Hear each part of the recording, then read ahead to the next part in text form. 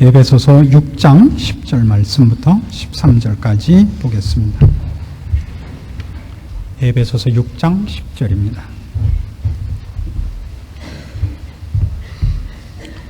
정말로 너희가 주 안에서와 그 힘의 능력으로 강건하여지고 마귀의 괴계를 능히 대적하기 위하여 하나님의 전신갑주를 입으라. 우리의 씨름은 혈과 육에 대한 것이 아니요 정사와 권세와 이 어두움의 세상 주관자들과 하늘에 있는 악의 영들에게 대함이라. 그러므로 하나님의 전신갑주를 취하라. 이는 악한 날에 너희가 능히 대적하고 모든 일을 행한 후에 서기 위함이라. 오늘 우리가 생각하는 것은 쭉 생각해온 것과 마찬가지로 신앙인들이 신앙의 그 현장에서, 신앙생활의 현장과 현실 속에서 당하는 마귀의 괴계와 술수에 의한 넘어지는 것들, 우리가 당하는 신앙적인 좌절과 실패에 있어서 자아를 통하여 마귀가 우리를 넘어뜨리는 데에 대한 것입니다. 우리가 여태껏 살펴본 바와 같이 마귀는 우리의 경험, 열심, 성격, 기질, 어느 것을 통해서라도 우리를 시험하고 넘어뜨릴 수 있다는 것을 보았습니다. 우리의 장점도 우리를 넘어뜨리는 어떤 통로가 될 수 있고, 물론 우리의 단점은 더욱더 마귀가 우리를 잘 넘어뜨릴 수 있는 통로가 될 수 있습니다. 그러나 모든 신자들, 물론 신자뿐만 아니라 모든 인간이 다 그렇겠습니다만, 모든 신자들이 가장 크게 실패하고 마귀에 의해서 집중 공격을 받는 그런 곳이 어디냐 그러면 이 자아입니다. 자아, 자기 자신. 여기서 자아라고 할 때는 어떻게 생각하면 뭐라고 그래야 될까요? 자기라는 존재, 또는 자존심, 그래도 좋을 거라고 생각합니다. 나라는 존재에 대한 가치, 나라는 존재 의식, 이것이야말로 마귀가 신자를 넘어뜨리는 데 있어서 언제나 제일 많이 사용하고, 그리고 거의 틀림없이 성공하는 공격 목표입니다. 어떻게 공격하느냐 하면, 오늘 드리는 이 말씀이 어쩌면 여러분의 대부분 사람에게 걸리는 문제가 될 것 같아서 미리 이런 뭐라 그럴까요? 단서를 붙이고 시작을 해야 될까 봅니다. 어느 개인을 설교를 빙자해서 공격하려고 하는 것이 아님. 우리 목사님이 치사하게 여태껏 마음에 갖고 있었던 나한테 대한 그 억하심정을 설교를 빙자해서 공격하는구나, 이렇게 생각하기 없습니다. 왜냐하면 틀림없이 여러분 많은 분들이 오늘 설교에서 가슴에 조금 찔림을 받지 않을까 이렇게 생각합니다. 물론 저도 그 중에 하나입니다. 내 존재 가치, 나라는 그 실존, 이 자아가 그 위치를 상실함으로 인해서 받는 아픔으로 유혹과 이 마귀의 그 공격이 옵니다.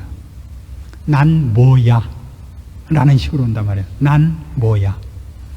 이건 쉽게 얘기하면 이런 때 제일 많이 옵니다. 여러분, 봉사를 하시다가 주일학교 반사를 하시든 성가대에서 뭘 하시든 혹은 어느 곳에서나 특히 이런 대표자로서 일을 할 때 제일 많습니다.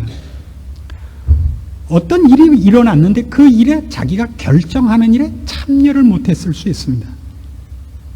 성가대에서 가운을 무슨 색으로 할까 의논을 했는데, 우리 가운을 빨간색으로 합시다, 자주색으로 합시다, 이렇게 결정을 했는데 그때 내가 없어서 그게 동참을 못해서 나중에 보니까 가운이 자주색으로 왔어요. 난 몰랐는데, 이게 얼마나 큰 그 표현입니까? 난 몰랐는데 언제 결정했어? 그것이 자주색을 내가 좋아하느냐 싫어하느냐는 전혀 지금은 문제가 아닙니다. 어떻게 나한테는 물어도 안 보고 나도 없을 때 이걸 정했느냐, 이것이 우리한테는 큰 상처가 됩니다. 그렇죠? 이건 아주 심각한 문제가 된다. 나는 그러면 뭐야? 난 바지 저고리야? 아니, 내가 암만 노래를 못해도 그렇지. 언제는 성가대 하라고 오라고 그러놓고서 왔더니 오라고 하고 그래서 왔더니 성가대 가운 색깔 하는데도 안 불러? 난 생맹이야? 이게 아주 결정타가 돼서 성가대는 내가 성가대 쪽으로 고개를 돌리면 내 누나를 빼버린다. 이런 결심을 하게 만든다고요. 제가 처음에 분명히 단서를 붙여서 성가대 얘기가 아니고 예를 들다 보니까 그렇게 된 거예요. 성가대에서 진짜 그랬을까봐 겁이 나면 전 모릅니다. 어떻게 했는지. 우리 성가대 가운이 무슨 색이죠? 자주색이에요? 이거 까만색이라 그럴걸. 까만색이에요. 그럼 까만색으로 했는데 이건 우리한테 굉장히 큰 문제예요. 그게 어디까지도 문제가 되느냐 하면 주님께서 하시는 일일지라도 화가 난다고요. 여기가 문제라고요. 주님이 하신 일이라도. 그래서 우리는 돌아가서 이 자아라는 문제가 얼마나 심각한 문제인가를 확인을 해야 됩니다. 죄가 결국 어디에, 어느 원리, 어느 장소에 깃들이고 있는가를 봐야 됩니다. 죄의 본부가 맨 처음 아담과 하와가 에덴 동산에서 타락을 할 때 사탄이 와가지고 아담과 하와를, 처음에 하와부터 꼬시죠. 하와를 꼬실 때 그 유혹해 하는 가장 큰 것이 뭐죠? 저걸 먹으면 네가 하나님과 같아질 것이기 때문에 못 먹게 하는 거다.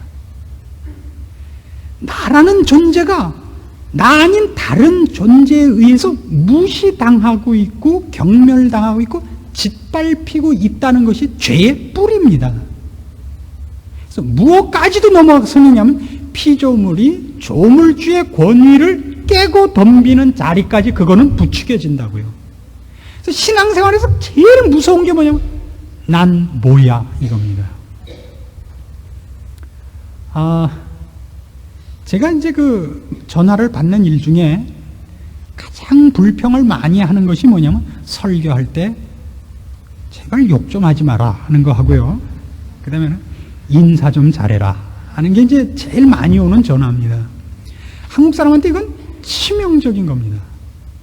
나는 목사님을 아는데 왜 목사님은 날 모르냐. 이거 아주 치명적인 겁니다. 인사를 했는데 안 받았다. 이건 치명적인 거예요.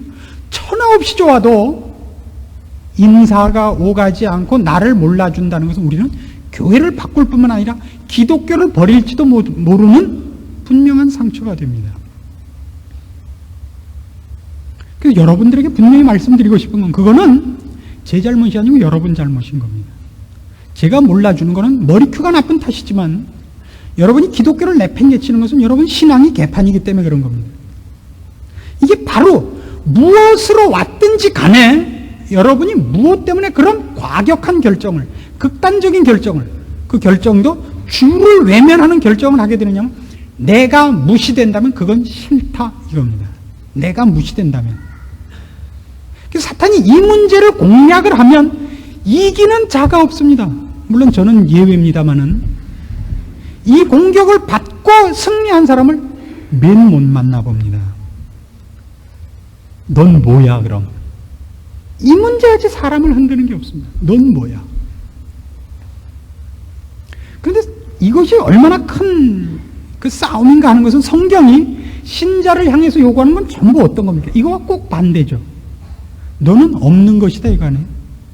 아무든지 나를 따르려거든 어떻게 하라고요?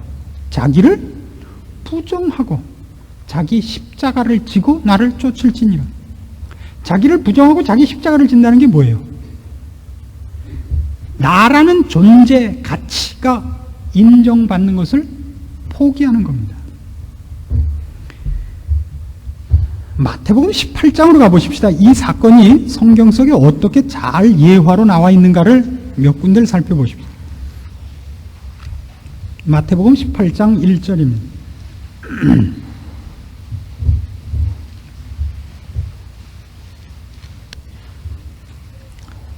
마태복음 18장 1절입니다. 그때 제자들이 예수께 나와 가로되 천국에서는 누가 크니까? 그러니까 지금 이 성경에 보면 이 사건이 여러 군데 나와요. 마태복음, 마가복음, 누가복음에 다 나오는데 주님께서 지금 이제 죽으실 것, 이제 앞으로 내가 어떻게 될 것이다 이런 사실 심각한 얘기를 하는데도 제자들은 계속 무슨 얘기만 하고 있냐면 그때 누가 더 상을 많이 받을 것이냐. 이것이 아주 심각한 문제로 되어 있어요. 주님은 16장에서 벌써 죽는다고 얘기했거든요. 그래서 베드로가 뭐라 그랬죠? 그런 일이 결단코 일어날 수 없습니다. 그랬다가 뭐라고 꾸중을 받았어요? 사탄아! 라는 꾸중까지 받았는데 18장에서 또 싸우는 거예요. 천국에서 누가 크니까. 예수께서 한 어린아이를 불러 저희 가운데 세우시고 가라사대 진실로 너희에게 이르노니 너희가 돌이켜 어린아이들과 같이 되지 아니하면 결단코 천국에 들어가지 못하리라. 그러므로 누구든지 이 어린아이와 같이 자기를 낮추는 그이가 천국에서 큰 자니라. 어린아이의 특징이 뭡니까? 어린아이의 특징. 천국은 어린아이 같아야 된다. 그럴 때 보통 여러분은 어린아이에 뭐 같아야 된다고 생각합니까? 순진해야 된다라고 생각하죠. 그건 아닙니다. 애들은 순진하지 않습니다. 무식하지.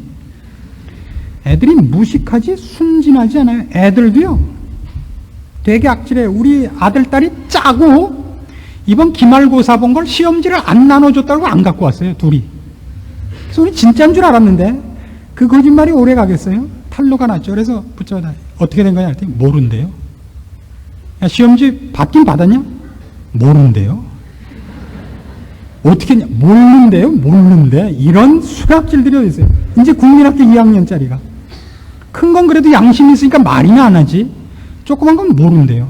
절 닮진 않았다. 이렇게 저는 느낍니다. 애들도 악합니다. 근데 악을 행하는 단위가 작기 때문에 그냥 넘어가지죠. 애들도 악질입니다. 여러분과 방불하게 악질입니다. 어린아이의 특징은 뭐냐면요. 자기가 자기를 보호할 능력이 없다는 것과 그 다음에 잘 보세요. 여기서 왜 어린아이가 등장하느냐면 애들은 내가 어떤 취급을 받느냐보다 뭐가 앞서느냐면 내가 무엇을 누리느냐가 앞섭니다. 애들은 그러니까 옛날 저희 어렸을 때 그런 일 많았어요. 빵 사줄게 세타 벗으라 그러면 세타 벗었어요. 그렇죠. 디즈니랜드를 데려간다 그러면 남들이 나 디즈니랜드 간 걸 알아준다가 문제가 아니라 디즈니랜드를 가서 재미있을 것이 그를 흥분시킨다고요. 어른이 되면 어떡하죠? 디즈니랜드 가는 게 아니라 디즈니랜드 앞에서 사진만 찍어줘. 영수증만 있으면 되니까. 난 디즈니랜드도 갔다 오고 레이건하고도 사진 찍고 왔다. 워싱턴에 가면 레이건 이 나무 판대기로 실물 크기로 이렇게 사진 찍을 수 있게 세워놓은 게 있습니다. 그 옆에 서서 사진 한번 찍는데 뭐 얼마인가 받아요. 사진을 찍어서 보면 진짜 같이 찍은 것 같이 나와요. 나무 판대기에 사진 같이 이렇게 해놓은 건데 그걸 왜 찍죠? 난 레이건과 찍었다가 문제라고요. 레이건을 만난 기쁨이나 이런 거는 소용이 없고 레이건과 사진을 찍은 유명한 사람이다. 이게 중요하다고요. 어른이 될수록. 애들이 갖는 특징. 거기서 내가 누릴 거에만 정신이 팔려있지 내가 무슨 대접을 받느냐는 아직 없습니다. 그래서 어린아이같이 자기를 낮춘다는 말이 등장을 합니다. 근데 이게 다른 성경에서는 조금 다르게 되어 있어요. 누가복음 9장으로 가시면 같은 사건을 조금 다르게 취급을 합니다. 누가복음 9장 46절.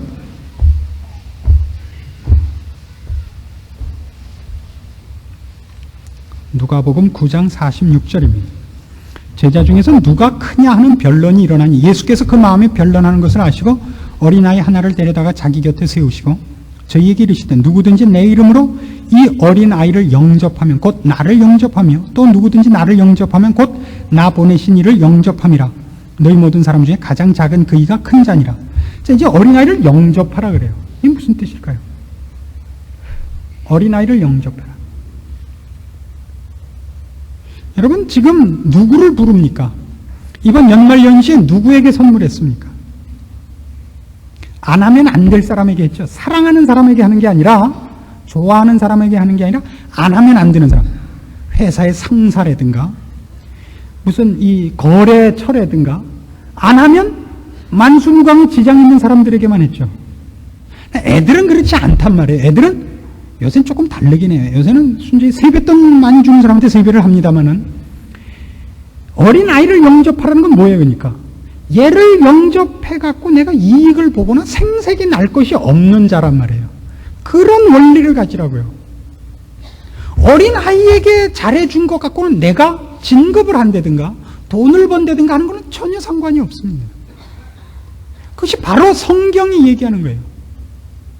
내가 어떤 취급을 받느냐, 내가 어떤 이름이 나느냐 하는 쪽으로 가는 것을 주께서 극력을 하게 아주 극단적으로 반대로 신자의 말하자면 내용으로 소개를 하고 있는 것입니다. 근데 뒤에 무슨 얘기로 연결이 되느냐면 49절 요한이 여짜오되 주여 어떤 사람이 주의 이름으로 귀신을 내어 쫓는 것을 우리가 보고 우리와 함께 따르지 아니함으로 금하였나이다. 예수께서 가라사대 금하지 말라. 너희를 반대하지 않는 자는 너희를 위하는 자니라 하시니라. 이 46절 48절 이 내용에 왜 뒤이어서 이 사건이 나왔을까요? 아주 상징적입니다. 그러니까 요한 쪽에서는 이런 거예요. 누가 주의 이름으로 귀신을 내어 쫓더라고요. 근데 주의 이름으로 귀신을 내어 쫓는 것을 하면 누구한테 와서 신고를 해야 돼요? 이 일은 누가 판권을 갖고 있는 거예요? 귀신 쫓아내는 판권은 예수님이 갖고 있는 거 아니에요? 그렇죠? 그럼 최소한 누구한테 와서 신고를 해야 돼요? 그 제자들한테 와서 신고를 하고 해야 될 거 아니에요? 로얄티를 물어야 될 거 아니에요? 근데 이 왼수들이 그걸 하고 있더라고요. 야, 너 어디서 온 개벽다구냐? 우리 뒤에 와서 붙어놨더니 싫다 그러더라고요. 그래서 그럼 넌 하지 마라 그랬다 이거예요. 그러니까 예수님이 뭐라는데요? 야, 이 왼수야. 이게 그 얘기예요. 너희 반대편이 아니라 좋은 일 하고 있지 않냐? 꼭 그 하는 사람들이 네 쫄병이어야 되고 너한테 신고해야만 될 이유가 뭐가 있냐? 안 그래요? 여러분들 신앙적인 문제에 있어서 신앙에 열심을 내는 것과 또 신앙에서 시험 받는 가장 큰 이유가 뭐죠? 이거예요, 전부.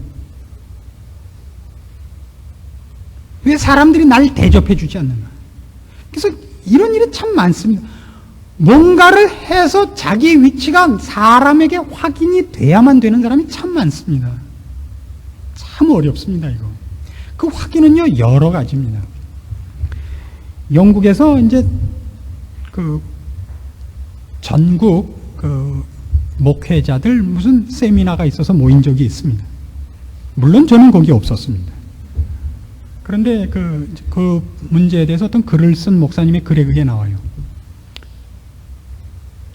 그 그룹을 져서 어떤 주제를 정했고 토론을 하는데 일주일을 같이 침식을 같이 하면서 토론회를 하는 겁니다. 세미나를 A라는 주제를 놓고 하고 B라는 주제를 놓고 주제가 여러 가지죠. 근데 여기에 굉장히 중요한 사람인데 세미나를 하다 12시만 되면 슬그머니 자리에서 없어지는 거예요. 첫날은 아무도 몰랐죠. 둘째 날까지도. 셋째 날부터 소문이 조금씩 나기 시작해서 넷째 날에 다 알게 된 거예요. 그 목사님은 12시에 언제나 12시만 되면 어디에 있든지 무슨 일을 하고 있든지 일손을 중단하고 30분 동안 가서 하나님께 기도하기로 스스로 약속을 했는데 말을 안 하고 가는 이유는 은밀히 하라 그런 약속을 지키는 것이다 이거예요. 이 글을 쓴 목사님 얘기가 이거예요. 그건 은밀히 광고하는 거래요. 무슨 말인지 이해하십니까? 겸손이란 건 나는 겸손하다고 얘기하는 게 겸손이 아닙니다. 입을 국방색실로 꼬매고 가만히 있는 게 겸손입니다. 겸손은 절단코 저 사람 저러면 안 돼 라고 얘기하지 않습니다. 아시겠어요? 이게 전부 무슨 싸움인지? 어떻게 노래를 저렇게 불러? 어떻게 반사를 저렇게 해? 아니 장로가 됐다고 왜 저렇게 힘을 줘? 이거는 나는 안 그래 라고 겸손하고 정확하다는 얘기를 해서 내가 진짜고 저 사람은 가짜다를 반대로 증명하는 거라고요. 아시겠어요? 여기에 우리 안 걸린 사람 저 빼놓고 누가 있겠습니까? 이게 바로 다 걸리는 문제입니다. 뭐 때문에 그러죠? 내가 보기에 저 사람과 내가 방불한데 왜 저 사람은 사람들을 입에 오르내리고 대접을 받고 난 못 받냐 이거예요. 이 문제만큼 우리를 흔들어 놓는 것은 없습니다. 사람에게 내가 인정받는 문제라면 영혼이라도 팔아먹을 수 있다고요. 사람은 이 문제는 제일 약합니다. 그래서 얼마나 많은 이 문제에 싸움이 있었느냐 하면요. 방언을 하잖아요. 그럼 누가 와서 방언이 진짜인가 가짜인가를 또 확인하겠다 그랬다고요. 한동안. 내가 가서 봐야 된다고. 왜 그렇죠? 내가 확인해야 내 쫄병이 되니까. 내가 받은 방언을 저 사람도 하는 걸 맘먹는 걸 참을 수가 없는 거예요. 내가 먼저 했는데, 내가 더 크게 했는데. 그래서 간증이라는 어려움이 그런 데 있습니다. 간증을 할 때 어떻게 간증을 하기 시작하냐면 나중에 내가 옛날에 얼마나 나쁜 놈이었는가 자랑하는 경연대회가 돼요. 왜요? 네가 받은 건 은혜도 아니다 이거예요. 넌 10원어치 잘못하고 구원 얻었지. 나는 100억 원어치나 잘못했는데 구원을 얻었으니까 너한테 쏟은 하나님의 은혜는 10원짜리고 나는 100억 원짜리다 이거예요. 그래서 옛날에 뭐 저 사람이 난 소매치기였고 강도였고 근데 나는 뭐 옛날에 어떻게 몰입배였으며 어떻게 인신매매도 하고 얼마나 내가 죄를 쌈쌈하게 졌던 사람인가. 왜 하는 거예요? 내가 더 괜찮은 은혜를 받은 사람이 돼. 내가 너보다 하나님 앞에 더 큰 은혜, 그러니까 더 소중하기 때문에 너는 10원 주고 사왔지만 나는 100억 원이나 주고도 사올 수밖에 없었던, 나 아니면 이 일을 할 수가 없었기 때문에 100억 원이나 주고도 나를 사온 유명한 선수다 이거예요. 이걸 하지 말고 있으라 그러면 아무도 못 참습니다. 물론 저는 늘 예외입니다. 어떻습니까 여러분? 신앙을 점검해 보십시오. 여기서 이기는 사람이 드뭅니다. 마가복음 10장으로 가면요, 이 사건이 또 다르게 묘사가 되어 있어요.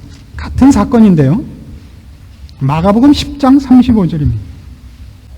마가복음 10장 35절. 세베대의 아들 야고보와 요한이 주께 나와 여짜오되 선생님이여 무엇이든지 우리의 구하는 바를 우리에게 하여 주시기를 원하옵나이다. 이르시되 너희에게 무엇을 하여 주기를 원하느냐. 여짜오되 주의 영광 중에서 우리를 하나는 주의 우편에 하나는 좌편에 앉게 하여 주옵소서. 예수께서 가라사대 너희 구하는 것을 너희가 알지 못하는도다. 너희가 나의 마시는 잔을 마시며 나의 받는 세례를 받을 수 있느냐? 저희가 말하되 할 수 있나이다. 예수께서 이르시되 너희가 나의 마시는 잔을 마시며 나의 받는 세례를 받으려니와 내 좌우편에 앉는 것은 나의 줄 것이 아니라 누구를 위하여 예비되었든지 그들이 얻을 것이니라.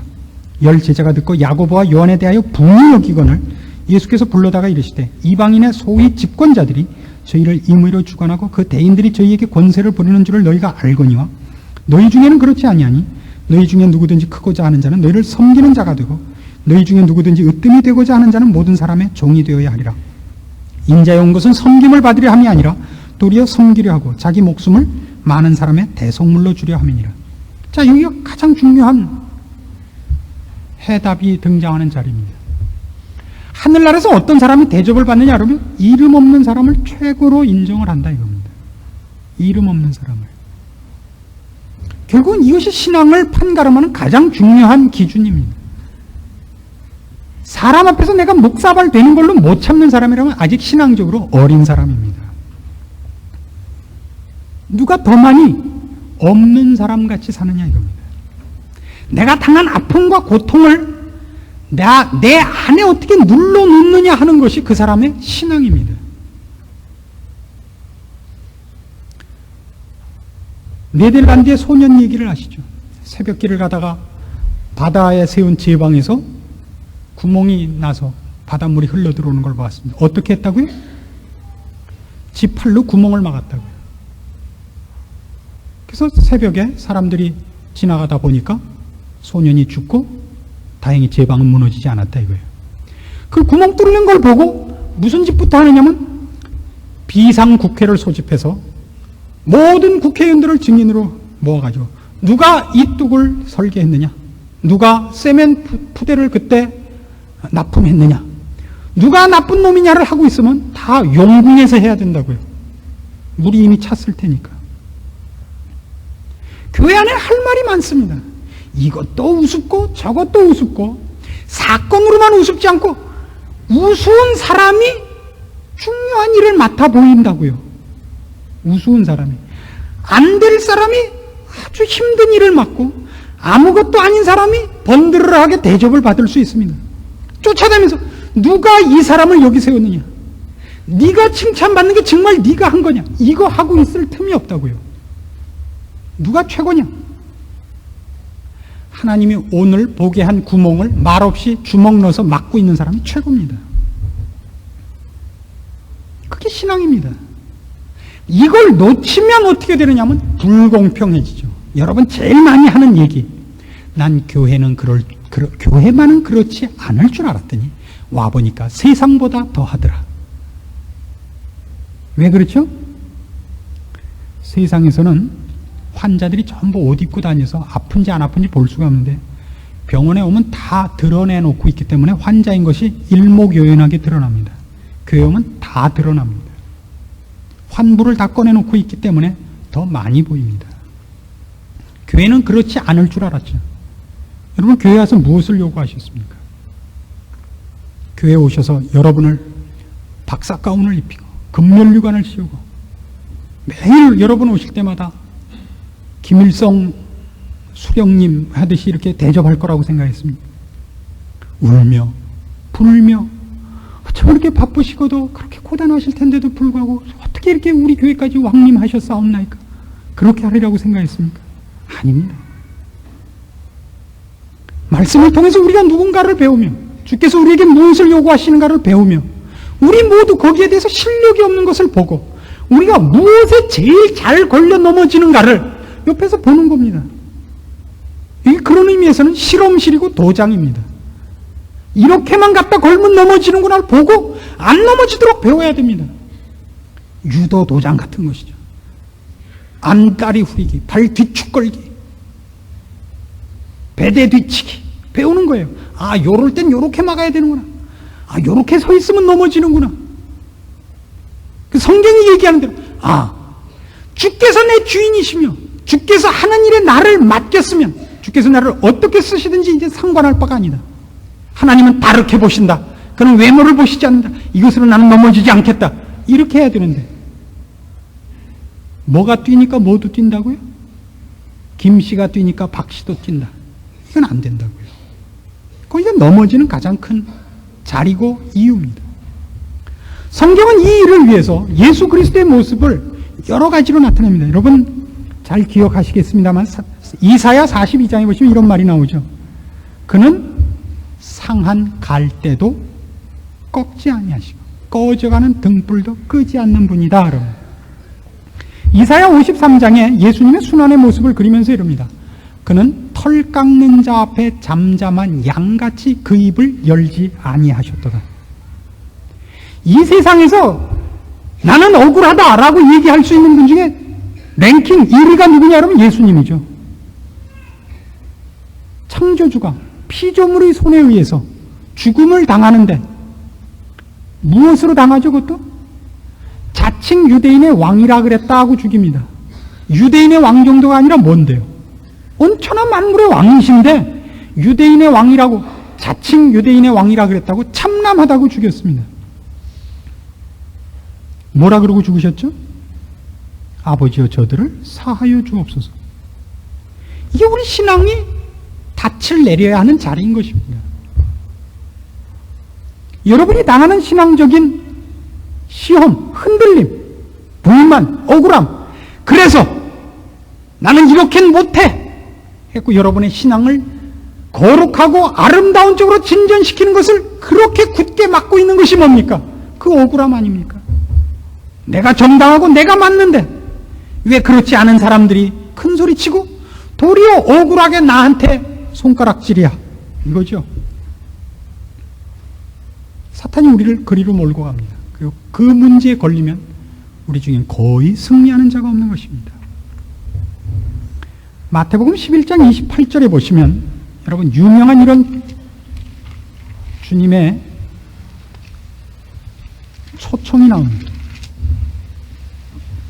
마태복음 11장 28절입니다. 수고하고 무거운 짐진 자들아 다 내게로 오라. 내가 너희를 쉬게 하리라. 주께서 우리를 쉬게 한다 그러면 그 다음에 뭐라고 나와야 될 거예요? 무거운 짐진 자들아 다 내게 오라 그랬어요. 쉬게 하겠다. 그러면 나는 무슨 컨테이너다. 그렇죠? 아니면 무슨 8톤 트럭이다. 너희 짐을 다 내 차에 실어라. 내가 싣고 가겠다. 그렇게 안 돼 있고 나는 마음이 온유하고 겸손하니 나의 멍에를 메고 내게 배우라. 그러면 너희 마음이 쉼을 얻으리라요. 짐 자체를 덜어주는 게 아니라 이 짐이 무거운 이유가 무엇 때문이라고 주님께서 지적을 하시느냐 하면 니들 소가지가 못 돼서 억울해해서 이 짐이 무거우니라 이거예요. 이 짐을 가볍게 하는 방법이 뭐냐? 억울하지 않는 방법을 가르쳐 주겠다. 내 멍에와 내 짐을 져봐라 이거예요. 왜? 너희가 내 짐을 져보면 이 해답을 얻는데 어떻게 얻느냐? 내 멍에는 쉽고 내 짐은 가볍기 때문이다. 주님이 진 짐이 가벼워요? 그럴 수 없습니다. 아버지와 할만하시거든 이 잔을 내게서 비켜주시옵소서라고 한 짐입니다. 쉬울 수가 없습니다. 나의 하나님 어찌하여 나를 버리시나이까라고 한 짐입니다. 쉬울 수가 없습니다. 근데 왜 쉽다고요? 짐 자체가 가벼운 게 아니라 나는 마음이 온유하고 겸손하기 때문입니다. 그러니까 주님은 그 짐을 억울해 하시지 않은 겁니다. 주께서 십자가라는 짐을 억울해 하시지 않았기 때문에 그 짐이 가볍답니다. 그래서 우리에게도 그렇게 얘기합니다. 여러분, 신앙생활 하시면서 나의 존재, 인생, 남들에게 받는 평가, 내 지금의 형편, 이런 것들 중에 억울한 게 있으십니까? 이번에 애 떨어져서 억울합니까? 이번에 진급 못해서 억울합니까? 선물 안 들어와서 억울하십니까? 주님의 짐을 져보십시오. 이게 답입니다. 다시는 사탄이 여러분의 자아를 흔들어서 여러분의 자존심을 건드려서 줄을 놓아버리고 샹 하고 나서는 시험에 지지 말라 말입니다. 그 시험에만 안 지면 사실은 거의 질 게 없습니다. 시험의 99%는 이 싸움 때문에 걸리는 겁니다. 빌립보서 1장에서 사도 바울이 감옥에 갇히자 이상한 현상이 생겼습니다. 어떤 사람들은 사도 바울을 미워한 사람들이 있었다 그래요. 혼자 너무 잘난 척하니까 자기네들이 상대적으로 너무 빛이 가렸단 말이에요. 그래서 바울이 갇히자 뭐라 그랬냐 하면, 봐라, 진짜 하나님의 종이라면 왜 감옥에 갇히겠는가? 우리가 진짜지. 그래서 막 열심히 전도를 했대요. 바울이 갇힌 걸 기회로 잡아가지고 뭐라 그러면서, 저건 가짜니까 하나님이 갖다 잡아넣었다 이거예요. 우린 진짜니까 풀어놓고 우린 안 잡아가고. 근데 또 한편에서는 그게 억울해서 이렇게 충성된 종을 시기하는 사람들이 다 있다니.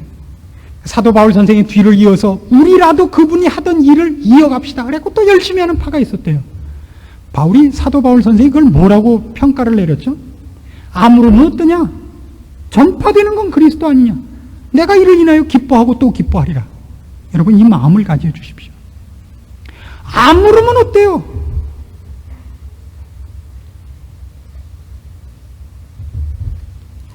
제가 예전에 있던 교회에서 어떤 일로 위원회 모임을 가졌었습니다. 중요한 위원회 모임을 가졌는데 교회에 무슨 일이 있어갖고 갑자기 결정을 해야 될 일이 있어. 몇 사람하고만 의논을 해갖고 일을 급히 결정을 내렸는데 위원 중에 한 분이 끝까지 그거를 나중에 추인을 안 해주는 거예요. 이유는 딱 하나입니다. 나는 몰랐다 이거예요. 난 몰랐다. 그래서 물었습니다. 이 일 자체, 이 결정하고 행한 일 자체에 대해서는 불만이 없으시죠? 그건 불만이 없대요. 불만은 그러니까 미리 의논 안 한 거죠. 그렇대요. 여보셔, 당신 하나쯤 지옥 가고 온 세계가 구원 얻는다면 지옥 좀 갈 수 없어? 어때요? 여러분 하나쯤 묵사발 돼갖고 여러분 일가 친척 모두가 구원을 얻는다면 좀 묵사발 되면 안 돼요? 성경이 우리한테 요구하는 거 아닙니까? 주님이 그럼 십자가 안 지고 나 안 져. 그럼 우린 다 지금 어디가 있는 거예요? 애누리 없이 온돌방에 갔을 거 아니에요? 그렇지 않아요? 여기가 신앙의 핵심이 있는 자리입니다. 저는 이렇게 생각합니다. 우리나라 신앙인들은 바로 이런 문제들을 너무 놓고 다녔어요. 뭐만 있냐 하면 한 짓들만 있어요. 전도한 거, 선교한 거, 기도한 거만 있어요. 그게 전부 무슨 문제가 되냐면 난 잘났다가 되고 말았어요. 난 잘났다. 교만이라는 얘기하고는 다릅니다. 아무도 고개를 숙이거나 섬기는 자가 되거나 십자가 아래 자기를 파묻는 법을 모릅니다. 아무르면 어때요? 아무르면 어떠냐? 전파되는 것은 그리스도 아니냐? 이 마음을 우리가 잃지 않아야 됩니다. 신앙이란 우리를 증명하기 위하여 있지 않습니다. 하나님을 증명하기 위해서 있습니다. 내가 얼마나 하나님의 사랑을 받았는가를 증명하지 않고 하나님의 사랑이 얼마나 크길래 나한테까지 미쳤는가가 증거가 되어야 되는 겁니다. 이건 아주 다른 겁니다. 똑같은 사건인데도. 그렇죠? 만일 이 자세를 놓치면 여러분은 하루도 신앙생활을 연결할 수가 없습니다. 늘 싸우게 되고 늘 확인만 하러 다니게 됩니다. 아마 모두의 마음에 이 문제에 대해서는 몇 가지의 경험들이 있고 찔림이 있으리라고 생각합니다. 그거 자존심 상해하지 마십시오. 성경이 하는 얘기는 우리 인간들에게는 어떤 얘기나 다 칼로 찌르는 것 같습니다. 우리 모두가 갖고 있는 죄악을 찌르기 때문입니다. 여러분, 개인들에 대해 제가 개인적으로 공격한 것이 아니라는 걸 여러분이 아실 겁니다. 그리고 이 설교들은 여러분에게만 해당하는 것이 아니라 저 자신에게 해당하는 것인 줄 저도 고백합니다. 우리가 만일 이것만 넘어설 수 있다면, 그래서 우리가 한 알에 썩는 밀알이 된다면 얼마나 많은 열매를 맺겠습니까? 우리가 마땅히 가야 하는 길이고 그걸로 흔들리거나 유혹받거나 시험에 들지 않아야 됩니다. 남자답게 강건한 믿음을 갖기로 하십시오. 이 분명한 근거를 놓치지 말아서 바람에 나는 겨와 같도다 라는 소리를 듣지 말기로 하십시다. 기도하겠습니다. 하나님 아버지, 은혜를 감사합니다. 우리는 뿌리 없고 근거 없고 허공을 치는 자 같은 자들이 아닙니다. 우리는 우리의 믿는 바를 알며 우리의 의뢰한 자 하나님 아버지를 아는 자들입니다. 하나님께서 우리에게 요구하신 명령을 갖고 있는 자들입니다. 아버지께서 친히 우리에게 주께 굴복하라 하셨으며 순종하라 하셨으며 믿고 맡기라 하셨나이다. 이제 우리의 소원은 주님께 쓰임받는 것이 되고 나를 세우는 것이 되지 않게 하여 주시옵소서. 어찌하든지 살든지 죽든지 내 몸에서 그리스도가 존귀케 되는 것을 우리의 소원으로 삼게 하시옵소서. 사탄이 와서 나를 들쑤셔서 사람들 앞에서 자존심 경쟁을 하다가 주의 영광을 가리는 자리에 서지 않도록 지켜주시옵소서. 지혜롭게 하시고 주를 사모하는 마음으로만 우리 마음을 채우게 하시고 형제를 위하여 섬기는 자 되게 하시옵소서. 예수님의 이름으로 기도합니다. 아멘.